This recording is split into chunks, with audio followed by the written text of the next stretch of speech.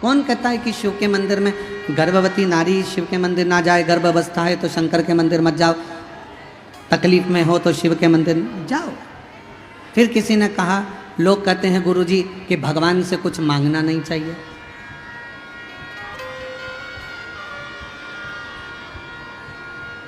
लोग कहते हैं गुरुजी भगवान से कुछ मांगना नहीं चाहिए। अब दुनिया की तो आदत है, कुछ भी कहते रहेंगे कि भगवान से मत मांगो, भगवान से क्यों मांगते हो, भगवान को तो देना चाहिए, भगवान से लेना नहीं चाहिए। पर शिव महापुराण की कथा कहती है, लोग कहते हैं भगवान से मत मांगो, भगवान से मांगोगे तो भिखारी कहलाओगे, भिक्षुक कहलाओगे। एक बात मेरी बिहार की जीजियों से पूछूं, उत्तर दीजिएगा, और मेरे बिहार के जीजा, मेरे बिहार के बेटा बेटी सब उत्तर देना। मम्मी पापा से, अपने घर के माता पिता से बेटा बेटी कुछ मांगते हैं तो भिखारी कहलाते हैं क्या? जम के बोलो जरा। बहन भाई से कुछ मांगे और भाई बहन से कुछ मांगे तो क्या भिखारी कहलाएगा? जम के बोलो। नहीं। पति पत्नी से कुछ मांगे, पत्नी पति से कुछ मांगे तो क्या भिखारी कहलाएगा? नहीं। जैसे पति पत्नी एक दूसरे से कुछ मांग रहे हैं तो वो भिखारी नहीं कहलाते, बहन भाई एक दूसरे से कुछ मांग रहे हैं तो भिखारी नहीं कहलाते, बच्चा अपने माता पिता से कुछ मांगता है तो भिखारी नहीं कहलाता। उसी तरह हम जब महादेव से मांगते हैं तो भिखारी नहीं कहलाते, हम उसके पुत्र कहलाते।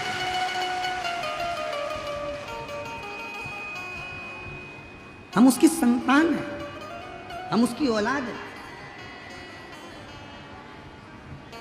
और शंभु शरणे पड़ी मांगू घड़ी रे घड़ी, दुख का दया करी न दर्शन। ओ शंभु शरणे पड़ी मांगू घड़ी रे दुख का दया करीन दर्शन। जैसे माँ बाप से मांगने पर बच्चा भिखारी नहीं कहलाता, हक से मांगता। ये मेरे मम्मी है, ये मेरे पापा हैं, ये मेरे पिताजी हैं, ये मेरी माँ है, हक से मांगता है, हक से। उसी तरह भगवान से मांगने में, आप अगर भगवान शंकर के पुत्र बन गए, आप अगर भगवान शंकर की पुत्री बन गए, आपने दिल से शिव जी को अपना पिता मान लिया, भगवान शंकर को अपना पिता मानकर, पापा मानकर, माँ जगतजननी दुर्गा को, भवानी को अपनी माँ मानकर, मैया मानकर अगर आप प्यार करते हो, शिव से प्रेम करते हो, शंकर से हृदय से स्नेह करते हो, तो ये निश्चित है तुम्हारे दुख को देखकर देवाधिदेव महादेव भी दुखी हो जाते। ये निश्चित है।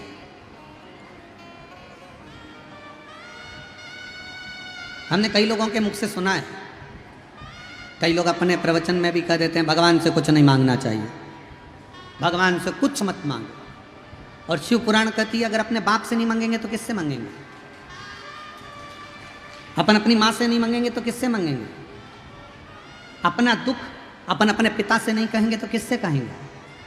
अपनी तकलीफ अपन अपनी माँ से नहीं कहेंगे तो किससे कहेंगे?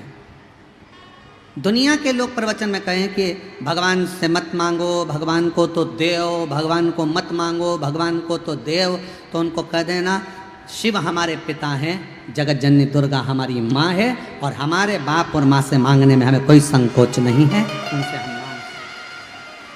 देना हो तो दीजिए जन्म जन्म का साथ, मेरे सिर पर रख दो भोले अपने ये दोनों, देना हो तो दीजिए जन्म जन्म का साथ, देना हो तो दीजिए जन्म जन्म का साथ। आप उससे मांग सकते हो, वो आपका पिता है। और केवल हम आपको नहीं कर रहे, हम भी शिव महापुराण की कथा में जब आकर बैठते हैं, ये शिव महापुराण को नमन कर कर इस पोथी के सामने मस्तक नवाकर झोली पसार कर कथा में बैठने से पहले और कथा से उठने के बाद भी झोली पसार कर भगवान से यही मांगते हैं, बाबा किसी स्त्री की गोद खाली मत रखना और किसी पुरुष की जेब खाली मत रखना, सबके भंडार, सबके भंडार भर। कितनी आस लेकर, कितना विश्वास लेकर, कितने भरोसे से, कितनी दृढ़ता से, कितनी आस लेकर कोई तेरे दरवाजे पर आता है बाबा, कितने आस।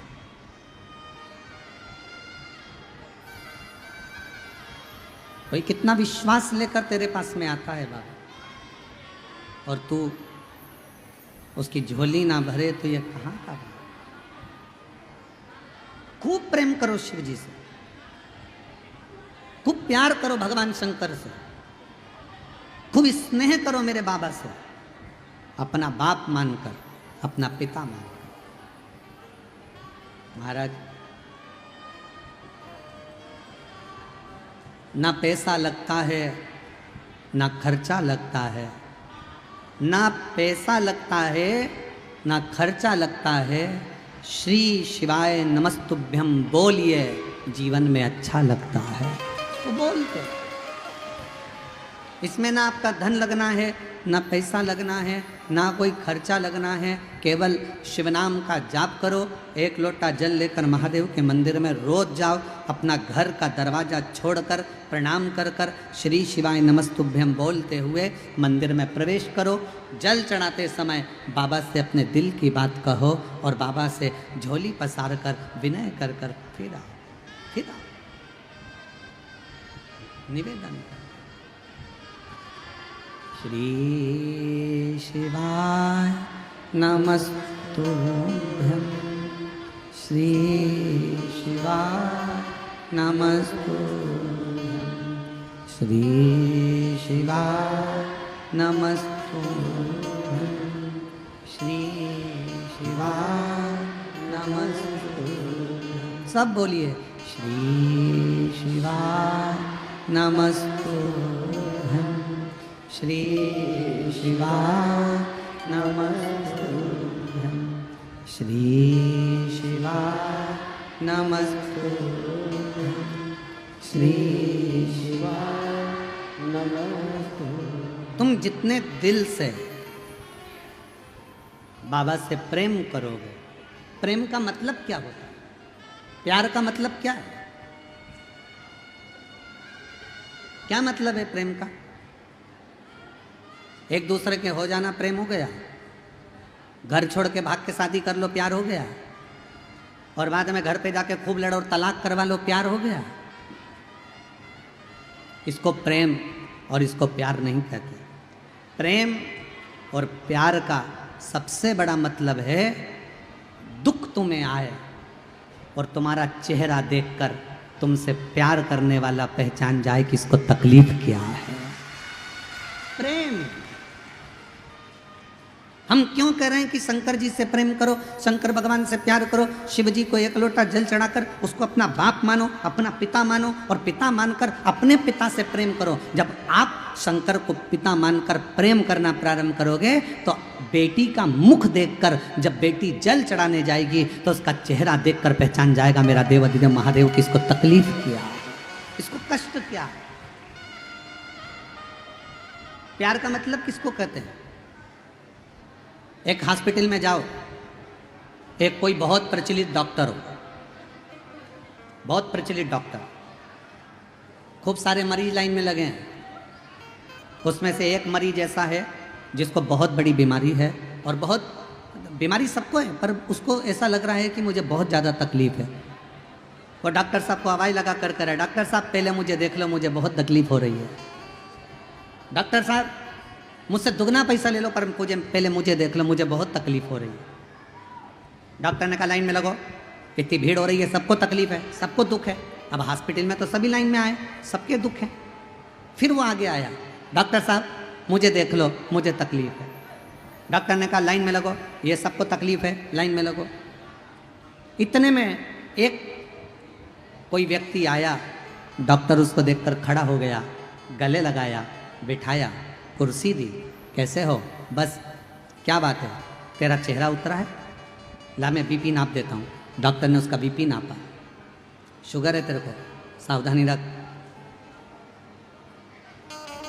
वो कहने लगा डॉक्टर बैठ, कहाँ जा रहा है? नहीं बस मैं बाद में आऊँगा, अभी तेरे पास भीड़ लगी है। और वो चला गया। जरा विचार करिए, एक व्यक्ति चिल्ला रहा है मुझे पहले देखो, मेरे को तकलीफ है, मुझे पहले देखो, मुझे तकलीफ है। और एक व्यक्ति आया, उसके लिए कुर्सी लगाई गई, उससे गले लगा, हाथ मिलाया, उसका प्रेम से उसका बीपी नापा, शुगर नापी और उसको भेज दिया दवाई लिखकर। तुमको क्रोध आया कि बताओ, हम तो इतनी देर से चिल्ला रहे हैं, हम इतनी देर से पुकार रहे हैं और डॉक्टर वो कोई आया, उसका हाथ मिलाया, गले लगा और उसको दवाई देकर भेज दिया। क्यों ऐसा? किस लिए?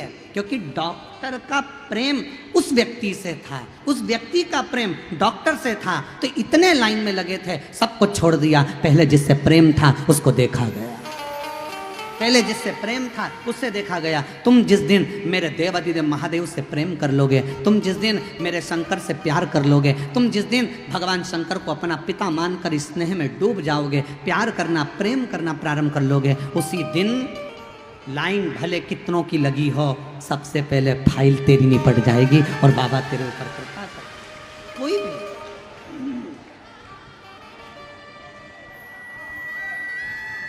कितनी भी। और मेरे भोले तेरा सहारा है, मेरे भोले तेरा सहारा है, मेरी नैया का तू किनारा, मेरी नैया का तू किनारा, मेरे बाबा तुझे पुकारा है, मेरे बाबा तुझे पुकारा, मेरी नैया का तू किनारा, मेरी नैया का तू किनारा। एक बार उसको दिल से कह कर देखो, पापा, ओ मेरे शंकर, ओ मेरे त्रिकालदर्शी, मेरे सिंहेश्वर नाथ, मेरे कुबेरेश्वर बाबा, बहुत दुखी हूँ बाबा, तो सुनना मेरी अरदास, बहुत तकलीफ में हूँ बाबा। तेरी बेटी कब तक ठोकर खाएगी बाबा, कब तक? मैं तेरा बेटा हूँ बाबू, ए बाबुल, ए बाबा, मैं तेरा पुत्र हूँ। और रिश्ता तेरा मेरा सबसे प्यारा, रिश्ता तेरा मेरा सबसे प्यारा, तू मेरा बाबा, मैं हूँ तेरा लाला, मैं हूँ तेरा लाला, तू मेरा बाबा, मैं हूँ तेरा लाला, मैं हूँ तेरा लाला। अपने पिता से कह दो, शिव को बाप मान लो, पिता। बाप और बेटी के रिश्ते के आगे कोई रिश्ता नहीं है साहब। पिता और पुत्र के रिश्ते के आगे कोई रिश्ता नहीं है साहब। आप शंकर भगवान से एक अपना पिता का रिश्ता बनाओ। एक बाप बेटी का रिश्ता बनाइए। ऐसा कौन सा दुख है मेरे बाबा जो तू काट नहीं सकता?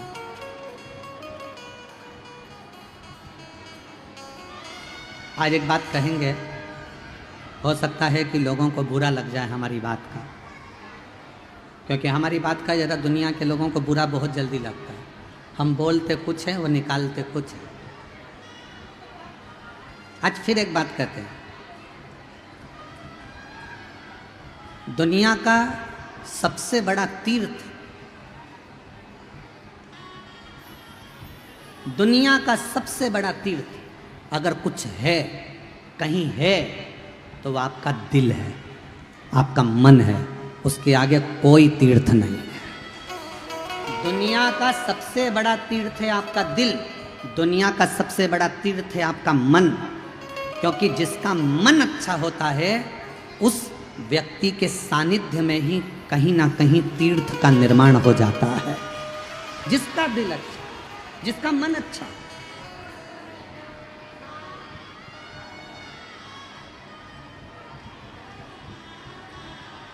और देख लिया संसार हमने देख लिया, सब मतलब के यार हमने देख लिया। झूठे नाते झूठे रिश्ते, झूठे नाते झूठे रिश्ते, अरे झूठा है संसार हमने देख लिया, सब मतलब किया हमने देख लिया। दुनिया का सबसे बड़ा तीर्थ, कोई तुमसे पूछे, कोई पूछे तुमसे कि दुनिया का सबसे बड़ा तीर्थ कौन सा है, हम किस तीर्थ में जाएं, दुनिया का सबसे बड़ा तीर्थ कौन सा है, आप उत्तर दे देना। दुनिया का सबसे बड़ा तीर्थ है आपका अच्छा दिल, अच्छा मन। जिसका मन पवित्र होता है सारे तीर्थ उस मन में आकर बस जाते हैं।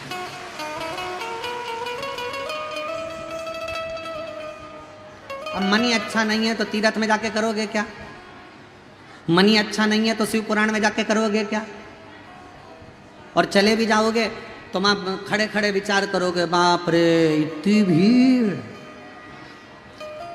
फिर विचार करोगे कहाँ बैठूं, फिर विचार करोगे अब मैं करूं तो करूं क्या, मन आ तो गई हूं, कथा में तो पहुंच गई हूं, भीड़ भी बहुत है, गर्मी भी बहुत है, जगह मिली नहीं है। सीवर वाला महाराज तो रत्ती भर नहीं दिखा। आप लोग तो फिर भी पंडाल में बैठे हो तो आपको एलईडी पर सामने दिख भी रहे होंगे, पर जितने अंदर हैं फिर निवेदन करूंगा, आज कम से कम 8 से 9 लाख शिव भक्त इस सिंहेश्वर के धाम में हैं।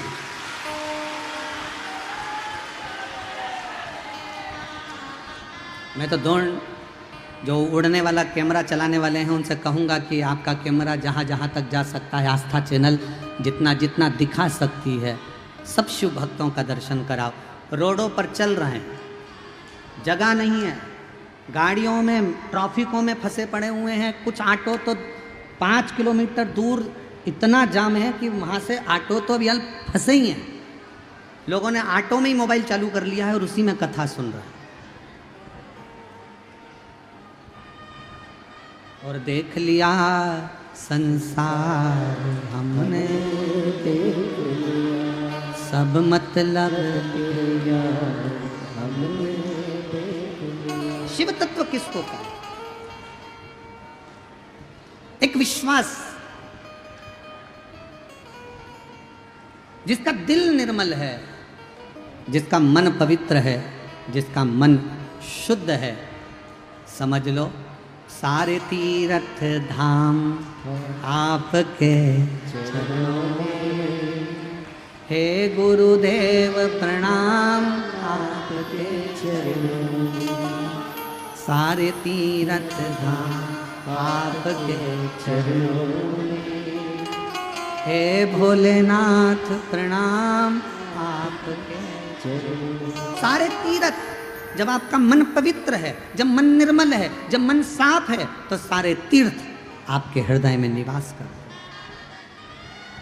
शिव जी का विवाह हुआ,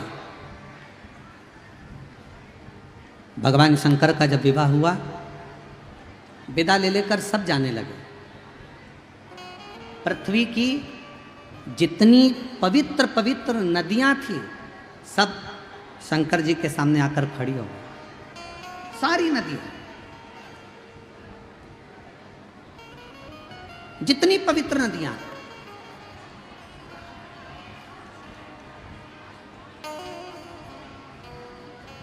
इस पृथ्वी की जितनी पवित्र नदियां सब शिव जी के पास में आकर खड़ी हो गई। बाबा देवती देव महादेव ने पूछा क्या बात है? गंगा, यमुना, सरस्वती, कावेरी, मंदाकिनी, नर्मदा, क्षिप्रा, सरयू, जितनी पवित्र नदियां हैं सब। क्या बात है? शंकर भगवान ने क्या चाहते हो? विदा कर दिया, तिलक कर दिया, विदाई लेकर जाओ तुम अपने अपने गांव। सारी नदियां हाथ जोड़कर खड़ी हो गई शंकर जी के सामने। हम नहीं गए। मेरे भोले बाबा, जैसे आपने गंगा को अपने मस्तक पर रखा है, मेरे भोले बाबा जैसे आपने गंगा को मस्तक पर रखा, पार्वती को बाजू में रखा, अपने साथ में रखा, सारी पवित्र नदियां कर रही हैं हम नहीं जाना चाहते, हमको भी विदाई लेकर यहाँ से जाना नहीं है मेरे भोले बाबा, हमको भी आपके साथ रहना है। तो शंकर भगवान ने जितनी पवित्र नदियां थीं उन सब नदियों को कह दिया, अगर तुम जाना नहीं चाहती हो मत जाओ। मेरा शिवलिंग जहाँ पर विराजमान होगा, समझिएगा जरा, देखकर समझिएगा, ये जलाधारी है और ये जलाधारी और यहाँ से पानी बहता है, ठीक है? ये शिवलिंग है। शंकर भगवान ने कहा पवित्र नदियों से कि तुम कह रही हो कि हमें जाना नहीं है, हमें अपने साथ में रखो। तो शंकर भगवान ने उनको वर दे दिया, मेरे शिवलिंग के ऊपर भाग से लेकर नीचे के भाग तक जो स्थान है, उस स्थान पर सभी पृथ्वी की जितनी नदियां हैं उन सब का स्थान मेरे उस शिवलिंग के भाग पर विराजमान रहे। पवित्र नदियां। अब कई लोग कहते हैं गुरुजी शंकर जी पे जल चढ़ाकर पीने से बीमारियां चली जा रही है, शंकर जी पे जल चढ़ाकर आचमन करने से गठान गल जा रही है, ऐसा कैसे हो सकता है? उसका कारण केवल इतना है, जब हम शंकर भगवान पे जल चढ़ाते हैं, गंगा, यमुना, सरस्वती, कावेरी, नर्मदा, सब जल चढ़ाते से पूरी नदियों का जल उस जल में आ जाता है। पार्वती जी का हस्तकमल, जया, विषहरा, शामली, दौतली, सबका जल उसमें मिल जाता है। अशोक सुंदरी और गणेश कार्तिकेय का जल उसमें प्राप्त हो जाता है, और जब हम जल का पान करते हैं तो हमारा रोग धीरे धीरे समाप्त हो जाता है। उस जल की पवित्रता का एक पत्र है, देखिए।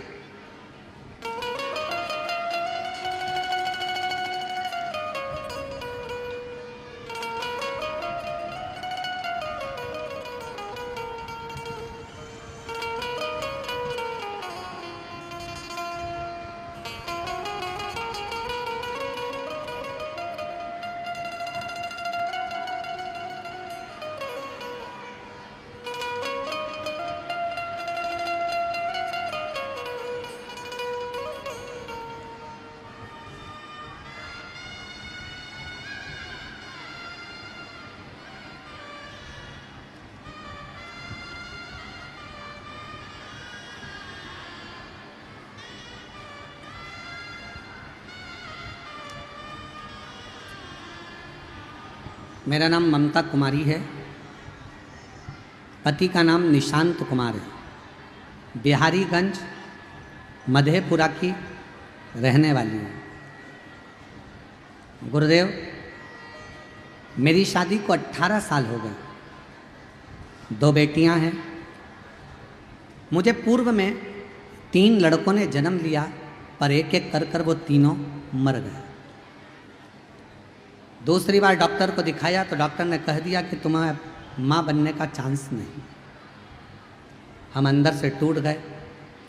परिवार के कई लोग ताना देते थे, बेटियां हैं, बेटा नहीं, पर 3 बेटों को जाने के बाद लोग और अपशब्द करने लगे कि इसके 3 लड़के चले गए, खा गए, मर गए, इस तरह की बातें करते।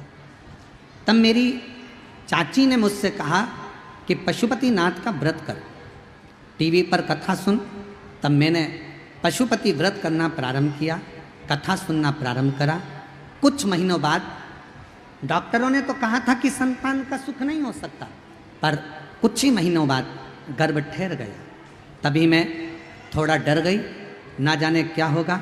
डॉक्टर के पास गई, डॉक्टर को दिखाया तो उसने कहा गर्भ ठहर गया, पर बच्चे को खतरा है। ये जानकर मैंने शंकर जी के मंदिर में जाकर जल चढ़ाना प्रारंभ करा, महादेव पर भरोसा कर कर शिव के। अब देखो, कई लोग कहते हैं कि गर्भवती नारी को मंदिर नहीं जाना चाहिए। शिव पुराण कहती है गर्भ अवस्था में अगर बच्चा है तो शंकर के मंदिर में 1 लोटा जल रोज चढ़ाओ, शंकर भगवान तुम्हारे गर्भ की रक्षा करेंगे। मैंने शिव को जल चढ़ाना प्रारंभ करा, बाबा की ऐसी कृपा हुई, 22 दिसंबर 2024 को स्वस्थ पुत्र ने जन्म लिया और मेरे बाबा ने मेरे ऊपर कृपा करी। शिव कृपा का फल क्या? एक पत्र और अच्छा है।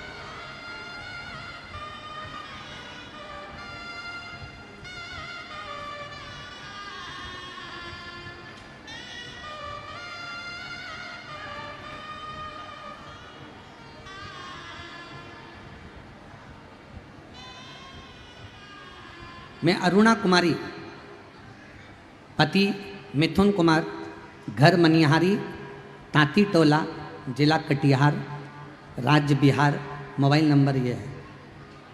मेरा शादी को कई साल निकल गए थे, मुझे संतान का सुख नहीं था।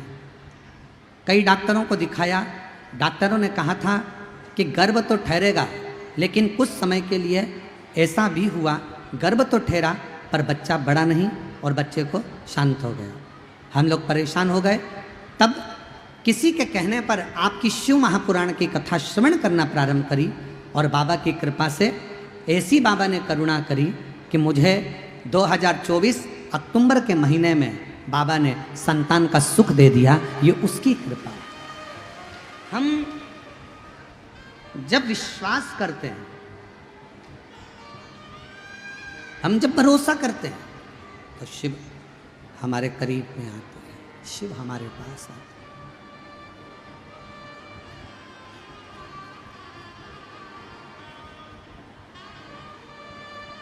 एक संबंध शिव से जोड़िए, एक संबंध भगवान शंकर से जोड़िए, एक संबंध भगवान से जोड़ने का प्रयास करिए। कई ऐसे भी हैं जो भगवान से संबंध जोड़कर भी भगवान के नहीं हो पाए। जैसे एक बार भगवान शंकर नेत्र बंद करके बैठे थे। थोड़ा ध्यान दीजिएगा कथा पर। आज शिवरात्रि है बैसाख महीने की, और आज कथा की भी शिवरात्रि है। कल कथा सुबह 8 बजे से 11 बजे तक हो जाएगी। सब अपने अपने घर को चले जाएंगे। कथा का कल समापन हो जाएगा, विराम हो जाएगा। फिर कथा 1 मई से 7 मई तक विद्याधर नगर स्टेडियम जयपुर में प्रारंभ हो जाएगी, 1 बजे से 4 बजे तक राजस्थान में। थोड़ा ध्यान लगाकर सुनिए। 2 बार भगवान शंकर ने नेत्र बंद करे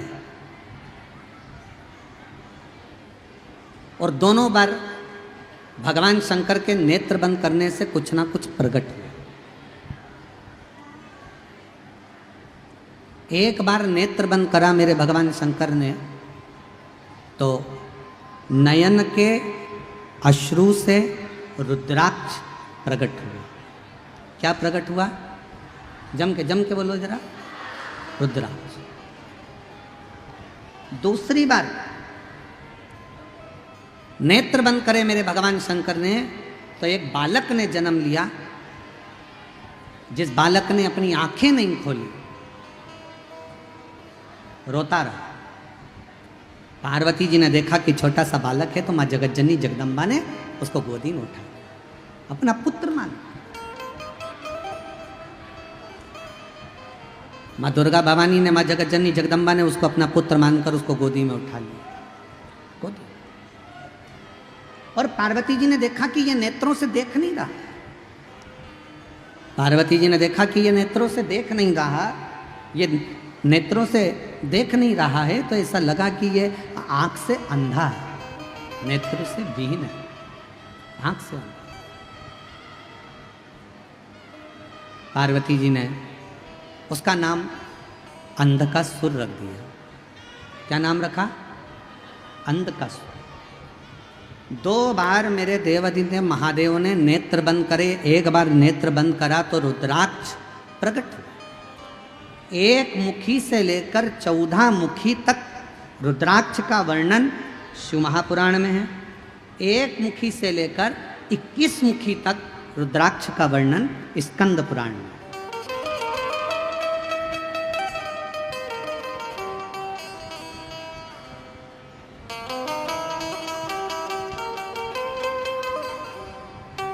अब उस रुद्राक्ष में ऐसा क्या है?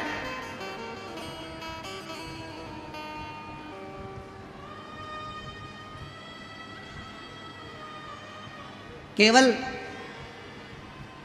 जिस रुद्राक्ष को हम सीहोर से लेकर आते हैं, कुबरेश्वर बाबा के धाम से लेकर आते हैं, तांबे के कलश में उसको गलाते हैं और पानी को शंकर जी पे चढ़ाकर उसका आचमन करते हैं। जिसके शरीर पर रोग होता है, तकलीफ होती है, कमर में, घुटने में या शरीर में कहीं ना कहीं दर्द होता है, तो वो गले में धारण करते हैं। स्त्री हो, पुरुष हो, बेटी हो, बेटा हो, सब रुद्राक्ष को धारण कर सकते हैं। सब। एक तुलसी और एक रुद्राक्ष कभी अपवित्र नहीं होते, कभी अपवित्र नहीं होते। कई लोग कह देते हैं रुद्राक्ष को शमशान में चले गया, अपवित्र हो गया। कई लोगों ने कह दिया रुद्राक्ष वहां चले गया, अपवित्र हो गया। तुलसी की माला अपवित्र हो गई, तुलसी अपवित्र हो गई। तुलसी और रुद्राक्ष कभी अपवित्र नहीं होते। तुलसी और रुद्राक्ष तो जो अपवित्र है उसको भी छू ले तो पवित्र कर देते हैं, उसको भी पवित्र कर देते हैं।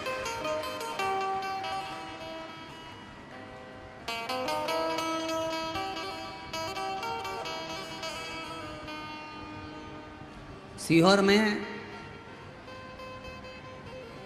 जिस रुद्राक्ष को आप लोग लेकर आते हो, वहां से झोली पसार कर, मांग कर, कंकर शंकर की भूमि पर पहुंचकर रात्रि विश्राम कर कर सुबह बाबा से जल चढ़ाकर प्रार्थना कर कर रोग मुक्ति के लिए लोग, शरीर कष्ट से निवारण के लिए लोग रुद्राक्ष लेकर आते हैं। रुद्राक्ष, कई लोग कहते हैं गुरुजी रुद्राक्ष तो नेपाल में भी बहुत है, काशी में भी बहुत है, सारी दुनिया में रुद्राक्ष है, पर सीहोर का रुद्राक्ष ही इतना बल क्यों रखता है, इतना प्रबल क्यों होता है? हम कहेंगे सीहोर का रुद्राक्ष आपको जो दिया जाता है उसको गंडकी रुद्राक्ष कहता है। जब बाबा धाम में वो पहुंचता है, कुबरेश्वर धाम में, उस रुद्राक्ष के 1 मुखी से लेकर 21 मुखी तक जो मंत्र शिव महापुराण की कथा में, स्कंद पुराण में जो वर्णन किए जाते हैं, उन मंत्रों के द्वारा उन रुद्राक्षों को शिवरात्रि के समय पर जो रुद्राक्ष महोत्सव होता है, उस समय पर उसको बाबा के उन मंत्रों को अभिजीत कराया जाता है, अभिमंत्रित किया जाता है। और फिर उन रुद्राक्ष को कहीं अभिमंत्रित करने की जरूरत नहीं पड़ती, सीधे आपने कुबरेश्वर धाम से लेकर निकले और वहीं से आप उसका प्रयोग करना प्रारंभ कर सकते हो, वहीं से उसको धारण कर सकते, करना चाहिए। 2 बार भगवान ने नेत्र बंद करे, 1 बार बंद करे भगवान ने नेत्र तो रुद्राक्ष उत्पन्न हुआ, दूसरी बार भगवान ने नेत्र बंद करे तो अंधकासुर उत्पन्न हुआ। अंधकासुर जैसे ही जन्मा, अंधकासुर जैसे ही पैदा हुआ, अंधकासुर को गोदी में लिया और अंधकासुर को गोदी में लेकर माँ पार्वती जी ने उसको गोदी में लेकर कहा कि ये मेरा पुत्र है, ये मेरा पुत्र है।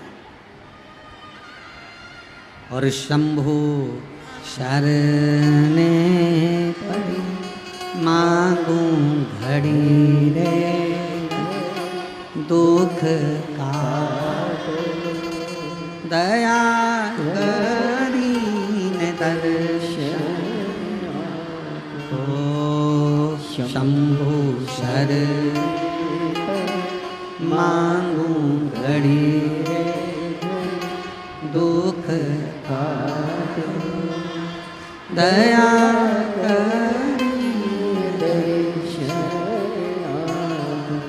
पार्वती जी गोदी में लेकर उसको एक पुत्र का भाव देने लगे।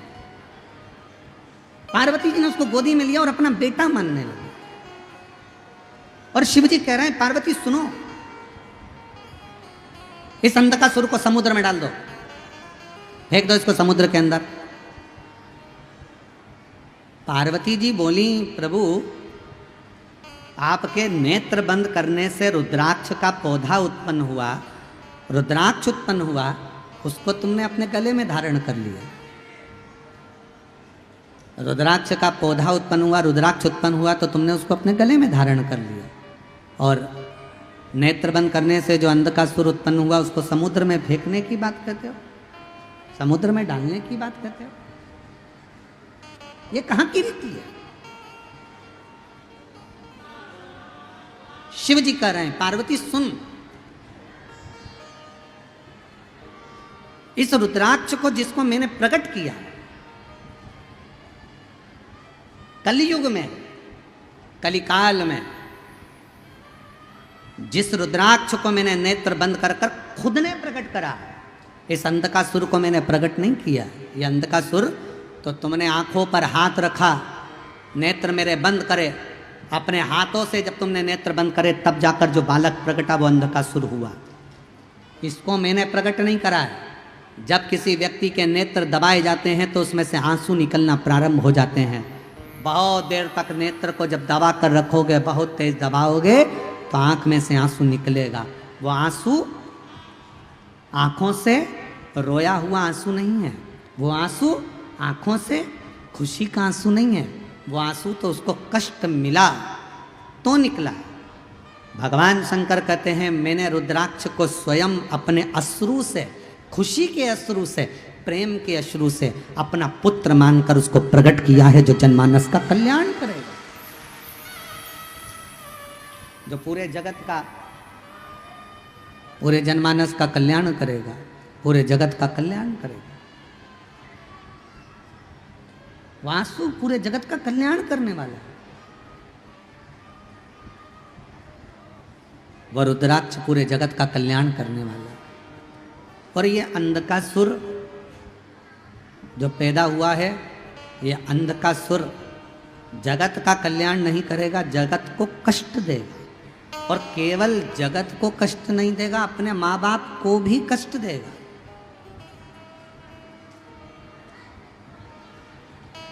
और सुनिए कथा,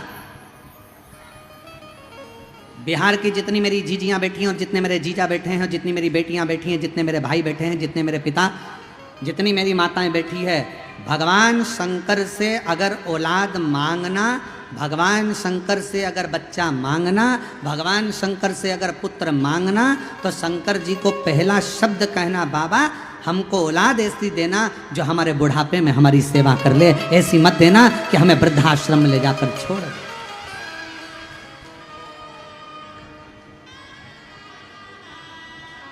ऐसी औलाद नहीं चाहिए।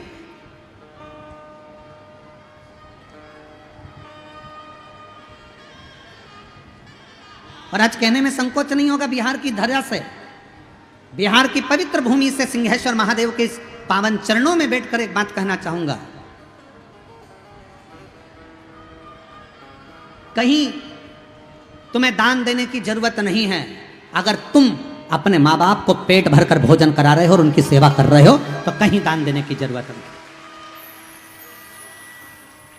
कहीं दान देने की जरूरत नहीं। अगर आप अपने माँ बाप का पेट भर रहे हो, माँ बाप को अच्छे से रख रहे हो, अपने बुजुर्ग माँ बाप की सेवा कर रहे हो, उनको दवाई दिला रहे हो, उनकी बुढ़ापे में अगर आप सेवा कर रहे हो तो समझ लेना तुम्हें कहीं दान देने की जरूरत नहीं है। तुम अपने माँ बाप के चरणों में सेवा में उस दान को लगाओ, अपने माता पिता के सेवा में लगाओ।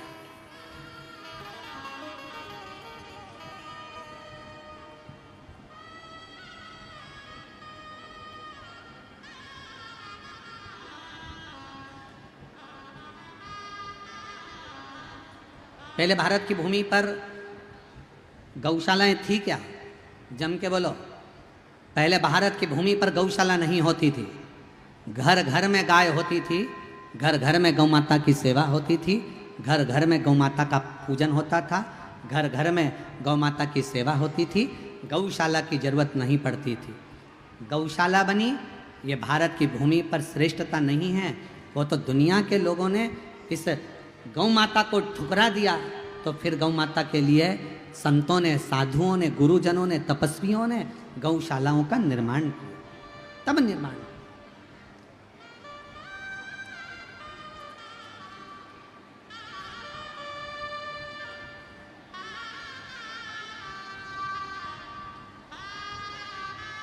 संभव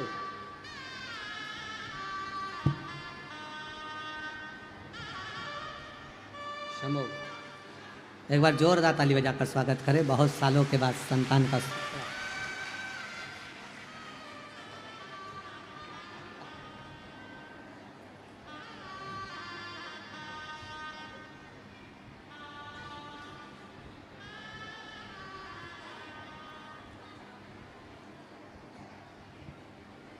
पहले गौशाला नहीं होती थी, पहले घर घर में गौमाता की सेवा होती थी। पहले घर घर में संत साधु घर के लोग अपने घरों में गौमाता रखते थे। अब धीरे धीरे लोगों ने गौमाता को रखना बंद कर दिया तो गौशालाओं का निर्माण हो गया। और अब यह नया काम चालू हुआ वृद्धाश्रम का। पहले सत्य वचन आप सब बताओ, बुजुर्ग लोग बैठे हुए हैं इस कथा के मंडप में, बोलना ईमानदारी से, पहले के ज़माने में वृद्धाश्रम होते थे क्या? घर में माँ बाप की सेवा सबसे बड़ी परमात्मा की सेवा मानी जाती थी, तो माँ बाप की सेवा में लोग लगे रहते थे। आज के ज़माने में माता पिता का तिरस्कार कर कर उनको वृद्धाश्रम में भेज दिया जाता। श्रेष्ठ नहीं। आज आप अपने माँ बाप को वृद्धाश्रम में भेजो, कल तुम्हारी औलाद तुमको वृद्धाश्रम में भेजेगी। एक कथा आती है, एक पत्नी ने अपने पति से कहा, सुनो तुम्हारे पिताजी बहुत खांसते हैं, तो मेरे पिताजी दिन भर खांसा करते हैं, बच्चों को पढ़ने में तकलीफ होती है। बेटे ने कहा क्या करना है? पिताजी को माली के कमरे में ठहरा दो। आगे माली का कमरा था, पीछे पिताजी के लिए माली का कमरा साफ करवा दिया, चौकीदार का कमरा साफ कराकर उसमें पिताजी को रख दिया। पिताजी से कहा, पिताजी तुम माना मती, तुम्हारी बहू तुम्हारे लिए भोजन लेकर आएगी, तुम्हारी बहू तुम्हारे लिए चाय लेकर आएगी, ये घंटी है, इस घंटी को बजा देना, तुम्हारी बहू तुम्हारे लिए खाना लेकर आ जाएगी। ठीक है बेटा, ठीक है। पिताजी ने घंटी बजाई, बहू चाय लेकर आई, पिताजी ने घंटी बजाई, बहू भोजन लेकर आई। एक बार चलते चलते समय निकल गया और 20-22 दिन बाद पिताजी ने घंटी बजाई पर बहू नहीं आई। खूब बजाई, नहीं। बेटे ने कहा था तुम अंदर कमरे में मत आना, घंटी बजाना। घंटी बजाते बजाते पिता प्यासा चक्कर खाकर जमीन पर गिर गया। शाम को ऑफिस से बेटा आया, उसने अपनी पत्नी से कहा, क्यों पिताजी को चाय भोजन पानी दिया, क्यों उन्होंने घंटी नहीं बजाई? उनके पास रखा होगा। उन्होंने घंटी नहीं बजाई, उनके पास रखा होगा। बेटा दौड़कर बाप के कमरे में गया तो बाप तो जमीन पर पड़ा था। पानी का छींटा दिया, पापा उठो। पिताजी उठे। क्या बात है पापा, आपने घंटी नहीं बजाई? पिताजी बोले, घंटी तो खूब बजाई, पर मुझे लगता है कि घंटी के तार को उंदरा ने, चूहे ने कतर दिया, घंटी बजती नहीं है। पिताजी को बेटा पानी पिलाता और पिताजी के प्राण छूट गए। अंतिम संस्कार किया गया। 13वें के दिन 10वें के दिन घर की सफाई होने लगी। घर में 2 बेटे थे। एक बच्चे ने घंटी को अपनी जेब में रख लिया, दूसरे बच्चे ने घंटी के तार को अपनी जेब में रख लिया। माँ ने झाड़ू लगाते लगाते पूछा, ये क्या कर रहे हो? बच्चे कहते हैं, मम्मी जैसे आपने दादाजी के लिए घंटी लगाई थी वैसे ही हम आपकी घंटी लगाएंगे, इसलिए तैयारी कर कर अभी रख रहे हैं। ये तैयारी कर कर हम रख रहे हैं।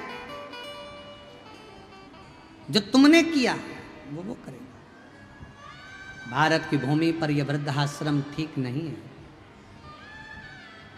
अपने माँ बाप की सेवा करो। फिर निवेदन है, कहीं दान देने की जरूरत नहीं है। अगर तुम अपने माँ बाप को पेट भर कर भोजन करा रहे हो, उनकी दवाई करा रहे हो, उनकी सेवा कर रहे हो, तो कहीं दान करने की जरूरत नहीं है। तुम अपने माँ बाप की सेवा में लगा दो उसको, अपने माता पिता की सेवा, उनकी चाकरी में। कुछ अच्छा कर लो अपनी जिंदगी में कुछ, और मत बुरे कर्म कर बंदे वरना पछताएगा, भगवान की आंखों से तू बच नहीं पाएगा, तू बच नहीं पाएगा।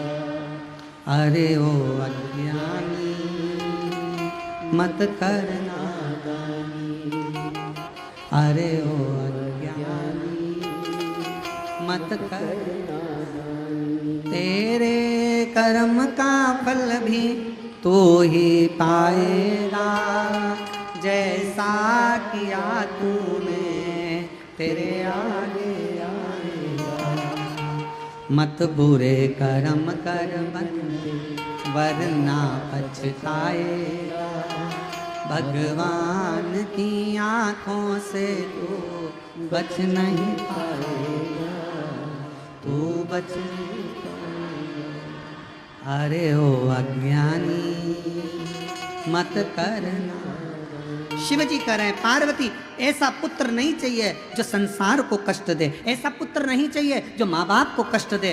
भगवान से अगर संतान मांगना, भगवान से अगर औलाद मांगना तो कहकर मांगना, भगवान ऐसी संतान देना जो हमारे बुढ़ापे में हमारी सेवा करे और संसार में आकर कुछ अच्छा कर्म कर कर अपने जीवन को आनंदित करे, श्रेष्ठ कर्म।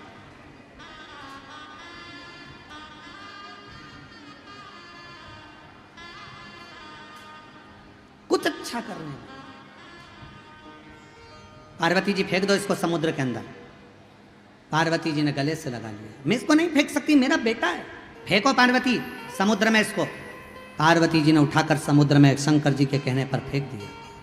समुद्र में बैठा था हिरण्याक्ष, उस अंधकासुर को हिरण्याक्ष ने उठा लिया, पालन पोषण करने लगा। अंधकासुर जब बड़ा हुआ तो उसने हिरण्याक्ष से पूछा कि मेरे माता पिता कौन है। हिरण्याक्ष ने कहा तुम्हारा माँ बाप कोई भी नहीं है, केवल मैं तुम्हारा पिता हूं। समय आया, श्रीमद् भागवत में वर्णन आता है, हिरण्याक्ष ने पृथ्वी को जल में डुबो दिया था। भगवान ने बरहा रूप धारण कर कर पृथ्वी को जल में से निकाला था और हिरण्याक्ष का वध करा था।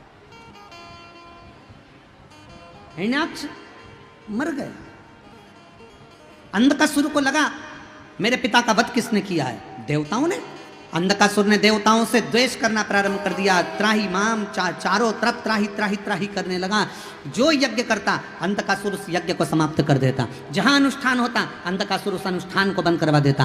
अंधकासुर ने उपद्रव मचाना जो प्रारंभ करा, उपद्रव मचाते मचाते ब्रह्मा जी की समाधि में तपस्या में लीन हो गया। ब्रह्मा जी ने पूछा मांग तुझे क्या चाहिए? अंधकासुर कहता है मेरे प्राण कभी ना जाए, मैं मरूं ना।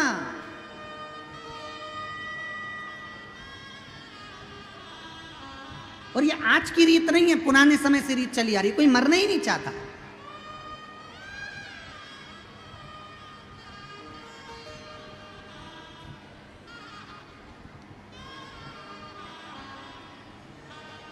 एक बार जो पृथ्वी पर आ जाता है ना, वो मन में सोच लेता मैं नहीं मरूं तो अच्छा है, और आन दो आन दो।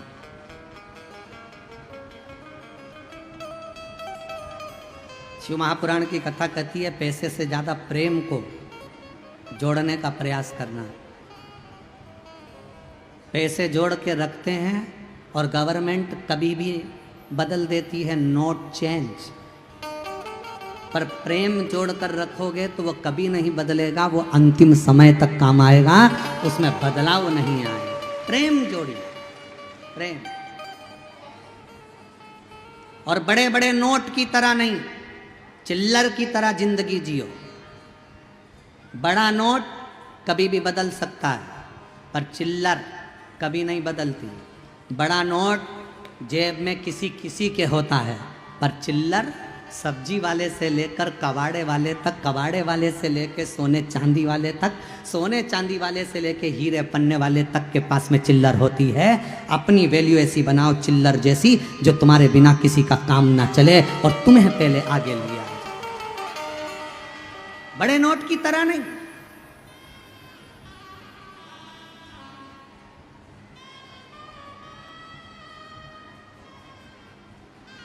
चिल्लर जैसा स्वभाव, सहजता।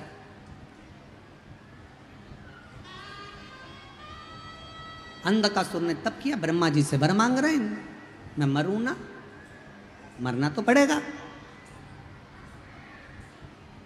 कितना ही प्रयास करो, कितनी भी बादाम खा लो तो भी मरोगे, एसी के कमरे में सो लो तो भी मरोगे, डनलप के गद्दे पे सोओगे तो भी मरोगे, गुलाब जामुनी मरती, जलेबी भजिया पकोड़ा जो तुम्हारी मर्जी पड़ जाए, लिट्टी चोखा तुम्हारी मर्जी पड़ जाए, कितना ही खा लो फिर भी मरना है, आलू के पराठे खा लो चाहे गोभी के पराठे खा लो तो भी मरना है, कितना भी ब्यूटी पार्लर में सज लो तो भी मरना है, कितना भी अच्छा घूम लो तो भी मरना है। तो फिर जब मरना ही है तो रोके क्यों मरे, स्माइल देकर अपनी जिंदगी को खुश होकर जियो, फुल एंजॉय के साथ।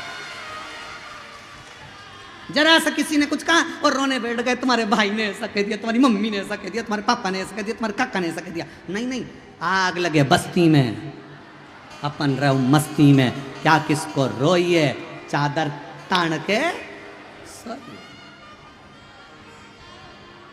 कहा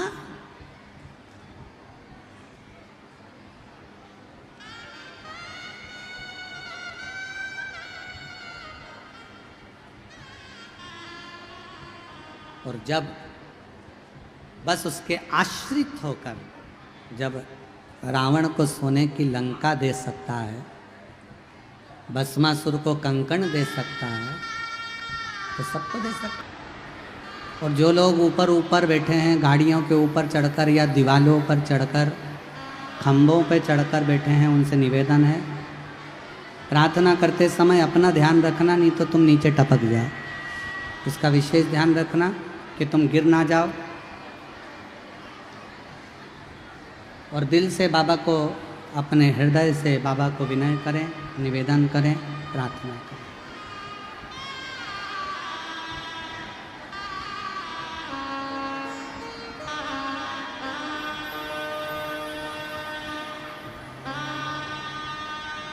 श्री नमस्ते श्री नमस्ते श्री नमस्ते श्री शिवाय नमस्ते श्री शिवाय नमस्ते श्री शिवाय नमस्ते श्री शिवाय नमस्ते। भोला सब दुख काटो, ओ भोला सब दुख काटो, शिव शंकर जपो तेरी माला, भोले बाबा जपो तेरी माला, भोला सब दुख काटो, ओ भोला सब दुख काटो। वेश मंगल देश है मंगल शमशान वासी, शमशान वासी,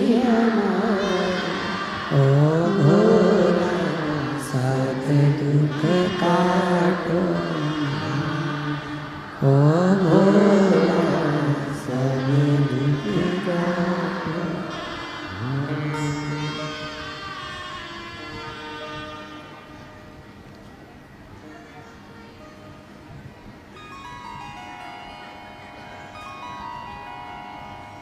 बाबा देवादिदेव महादेव, भगवान शिव, ओगरदानी, त्रिकालदर्शी, कैलाशी, विनाशी, शंकर मेरे बाबा की कथा कह रही है। भगवान का चरित्र कह रहा है, शिव महापुराण की कथा वर्णन कर रहे हैं। अंधकासुर ने ब्रह्मा जी से वर मांगना चाहा कि मेरे प्राण छूटे, पर संसार में अगर हमारा जन्म हुआ है तो मृत्यु भी निश्चित है। ब्रह्मा जी ने कहा कि कोई और वर मांग लो, ये वर श्रेष्ठ नहीं। ब्रह्मा जी ने कहा कि कोई और वर मांगो।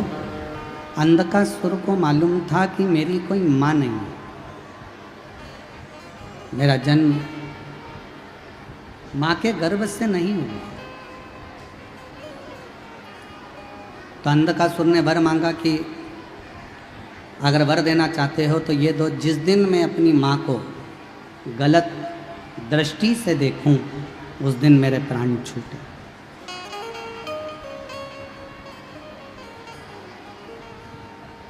जिस दिन मैं अपनी माता को गलत दृष्टि से देखूं उस दिन मेरे प्राण छूटे। तथास्तु। अब अंधकासुर को यह समझ लेना था कि अगर ब्रह्मा जी ने तथास्तु कहा है तो मतलब मेरी कहीं ना कहीं तो माँ जरूर होगी, मेरी माता तो कहीं ना कहीं है।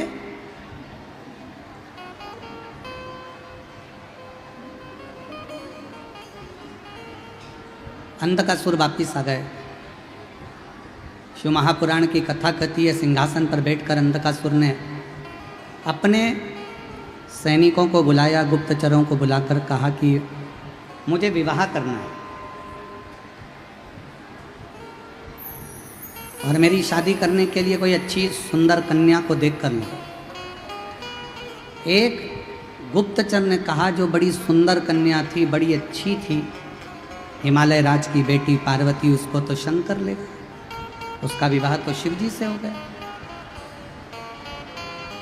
अंधकासुर हंसकर बोला तो क्या हुआ, उस पार्वती को मैं अपना बनाऊंगा। अब इसको यह नहीं मालूम कि जब तेरा जन्म हुआ था तो पार्वती जी ने गोदी में लेकर तुझे पुत्र कहा था, पुत्र का वात्सल्य दिया था।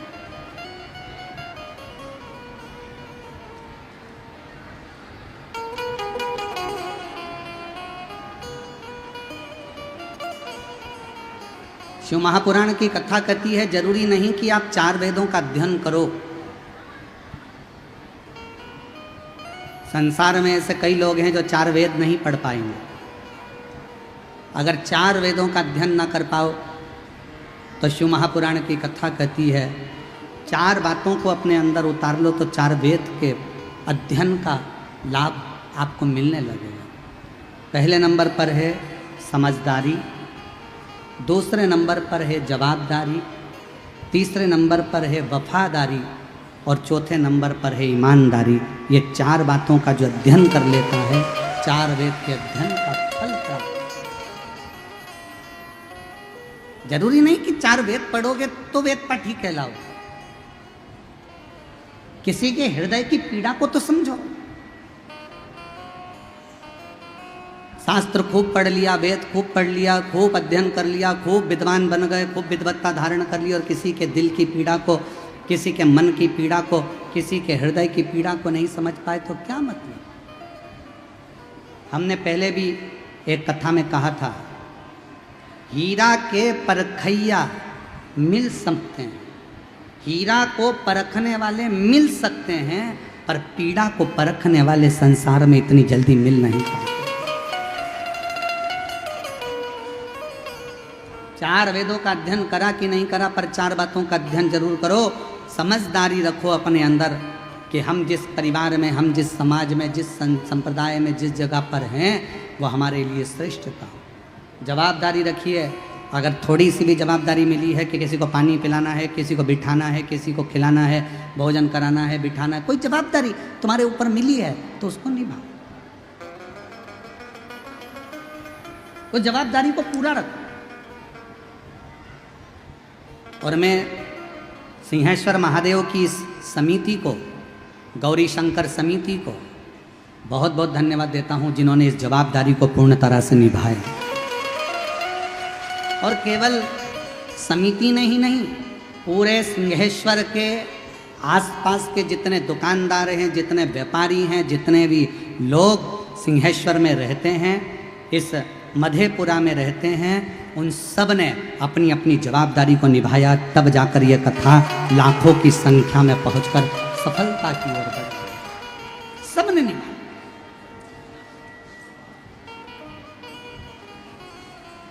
एक एक व्यक्ति ने इस कथा में अपनी जान झोंकी, अपना दिल लगाया। 4 चीजों का स्मरण रहे: समझदारी, जवाबदारी, वफादारी और चौथे नंबर पर है ईमानदारी। इन 4 चीजों को जिसने अपने जीवन में उतार लिया, समझ लो चारों वेद तुमने पढ़ लिए और अपने जीवन को सार्थक किया। सार्थक।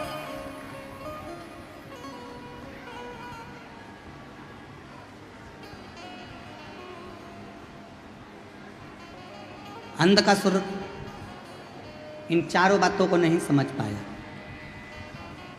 और अंधकासुर अपने दूतों से कहता है कि जो सबसे सुंदर, तो सबसे सुंदर जो नारी है वो पार्वती जी को तो शिव जी ले गए, उसको मैं अपना बनाऊंगा। अंधकासुर चले, शंकर जी के दरवाजे पर, कैलाश पर जैसे ही अंधकासुर पहुंचे तो पार्वती मैया बाहर आकर खड़ी हुई थी। और जो पार्वती जी ने अंधकासुर को देखा तो उनको देखते ही समझ गई कि ये तो मेरे शंकर का पुत्र है, ये मेरा बेटा है, ये मेरा पुत्र है। कितनी वात्सल्यता, करुणा एक मां में होती है, ध्यान रखिए। एक मां में कितनी करुणा होती है। जब पिता दुकान से आता है, जब बाप ऑफिस से आता है, पिता जब ऑफिस से आता है, एक व्यक्ति जब अपने ऑफिस से आता है तो बच्चे अपने बाप का थैला देखते हैं, बैग देखते हैं, उसके हाथ देखते हैं कि पापा क्या लेकर आए। एक पत्नी जब पति आता है तो उसका मुख देखती है, उसका चेहरा देखती है। और एक माँ जब बेटा घर आता है तो ना हाथ देखती है, ना चेहरा देखती है, माँ उसका पेट देखती है, इसने कुछ खाया कि नहीं खाया, इसने कुछ खाया कि ना। इसीलिए तो उसको अन्नपूर्णा कहा जाता है। काशी में बैठी है अन्नपूर्णा महारानी, शंकर भगवान स्वयं, शिव स्वयं कहते हैं पार्वती से, पार्वती तुम्हारा एक नाम अन्नपूर्णा है, तुम्हारा एक नाम अन्नपूर्णा। तुम जगत का पालन करने वाली, जगत का पोषण करने वाली, जगत का पालन पोषण करने वाली तुम हो। पार्वती जी कहती हैं मैं भले अन्नपूर्णा हूं, पर पेट भरने वाले तो आप ही हो।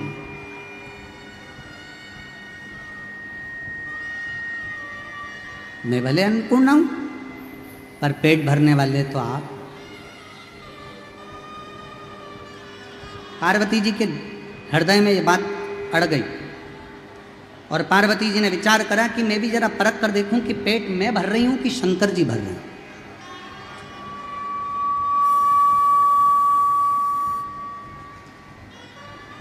पेट भर कौन रहा है? पेट मैं भर रही हूं कि शिव जी भर रहे हैं? पार्वती जी, लक्ष्मी जी और ब्रह्माणी तीनों एक जगह पर इकट्ठी हुई, एकत्रित तीनों। आज लक्ष्मी जी ने, सरस्वती जी ने, ब्रह्माणी जी ने और पार्वती जी ने एक डिब्बी में एक चींटी को उठाकर डिब्बी में बंद कर दिया। एक चींटी को डिब्बी में बंद करा और भोजन करने के लिए बैठ गए। ब्रह्मा जी को ब्रह्माणी ने भोजन कराया, ब्रह्मा जी ने पेट भरकर भोजन किया। नारायण भगवान भोजन करे और लक्ष्मी जी ने भोजन कराया तो नारायण ने भोजन किया। इतने में लक्ष्मी जी ने नारायण से कहा, प्रभु मैंने सुना है कि सबका पेट भरकर आप भोजन करते हो, पर आज तो कुछ भूल रहे हो आप। भगवान विष्णु कहने लगे, नहीं मैं कुछ भी नहीं भूल रहा, मैं तो सबका पेट भरकर ही भोजन कर रहा हूँ। और पेट भरने की जवाबदारी तो मैंने शंकर भगवान को दी है। ब्रह्मलोक में जितने हैं उनका पेट ब्रह्मा जी भरेंगे, वैकुंठ लोक में जितने हैं उनका पेट भगवान नारायण भरेंगे, पर पृथ्वी पर मृत्यु लोक में अगर पृथ्वी पर कोई जन्म होता है तो उसका पेट भरने की जवाबदारी तो देवादिदेव महादेव की है।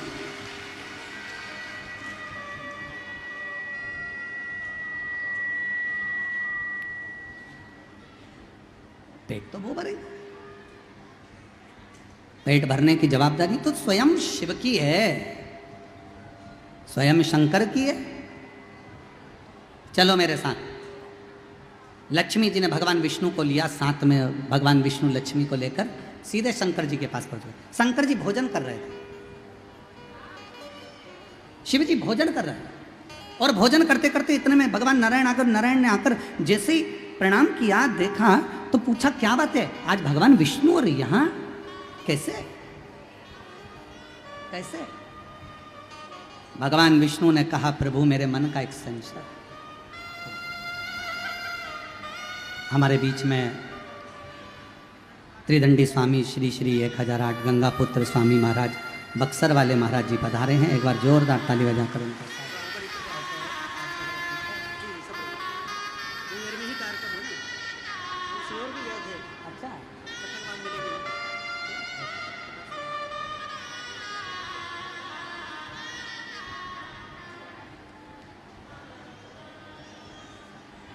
बड़े सरल बड़े सहज श्री श्री 1008 गंगापुत्र स्वामी श्री महाराज त्रिदंडी स्वामी बक्सर वाले महाराज जी, जिनका आत्मीय प्रेम व्यासपीठ पर सदा बना रहता है। एक बार जोरदार ताली बजाकर उनका स्वागत वंदन अभिनंदन। शिव कथा कर रही है, भगवान शंकर का संवाद कर रहे हैं, शिव महापुराण की कथा कर रहे हैं। प्रभु आपने भोजन कर लिया? भगवान विष्णु ने भगवान शंकर जी से कहा, आपने भोजन कर लिया? भोजन? हाँ। प्रभु आप भोजन कर लिए? हाँ। लक्ष्मी जी तो कह रही हैं कि कोई भूखा रह गया, सरस्वती जी कह रही हैं कोई भूखा रह गया। पार्वती जी से पूछा शंकर भगवान ने, क्या बात है? पार्वती जी बोली, हाँ प्रभु आज तो कोई भूखा रह गया है, पर आपने भोजन कर लिया। शंकर भगवान कहते हैं, पार्वती ऐसा हो नहीं सकता कि कोई भूखा रह जाए और मैं भोजन कर लूं। मैं पृथ्वी का देव अधिदेव महादेव हूं, मुझे लोग विश्वनाथ कहते हैं, सबका पालन करने वाला हूं। मेरे होते हुए दुनिया में कोई अनाथ नहीं हो सकता, इसलिए मेरा नाम विश्वनाथ। विश्वनाथ प्रभु। पार्वती जी हंसकर बोली, एक चींटी डब्बी में भूखी है। शंकर भगवान बोले, हो ही नहीं सकता। डब्बी खोल कर दिखाया। शिव जी कहने लगे, पार्वती तुम तीनों देवियां जब डब्बी में चींटी को भर रही थी ना, तुम्हारे माथे पर लगा हुआ कंकु और चावल डब्बी के अंदर गिर गया था, वो चींटी ने पेट भरकर खा लिया था। उस समय तो भूखी नहीं है, वो भूखी नहीं है, उनका पेट भरा गया, पेट वो भूखे नहीं है। मेरा शिव ब्रह्मा ब्रह्मलोक में, भगवान विष्णु वैकुंठ लोक में, पर मृत्यु लोक का देव अधिदेव महादेव भगवान शंकर इस संसार में जन्मे हुए, चाहे वो जलचर हो, चाहे वो थलचर हो, चाहे वो वायुचर हो, चाहे इस भूमंडल पर रहने वाला प्रत्येक मानव मनुष्य कोई भी हो, मेरे शिव सबका भरण पोषण करते हैं, सबके दुख को हरते हैं, सबका संकट हरते हैं और सब पर कृपा करते हैं। बोल बम का नारा है, सारी समस्या का हल श्री शिवाय। अपने भक्त का भगवान ध्यान रखते, और हम तो बाबा के भरोसे चलते हम तो